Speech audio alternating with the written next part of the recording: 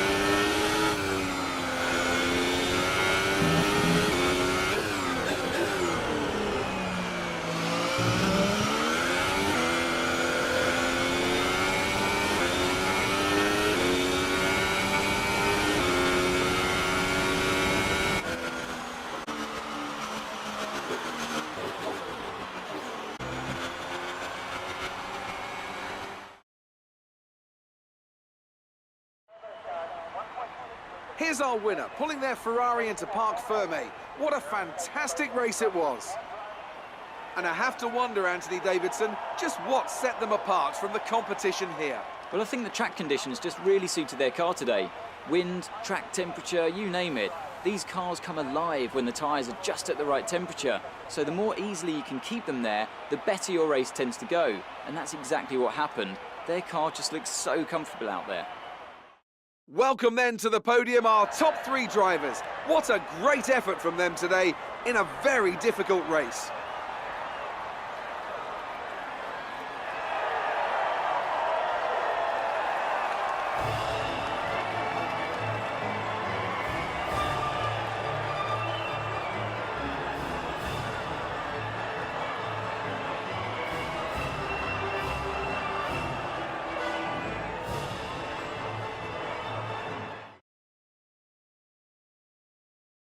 And after this round of the World Championship, here's how things look in the Drivers' Table. Sebastian Vettel takes over the lead of the Drivers' Championship after that excellent result. Moving on to the Driver of the Day then. Anthony Davidson, who would you go for? I have to give it to Chapman. Look at where they finished compared to where they started. It's not easy to cut through the field like that in Formula One, so it was a great effort. And now let's take a look at the Constructors' standings. Ferrari moved to the top of the table. That's it for today's Grand Prix, and from Ant and I, it's goodbye, and see you again next time.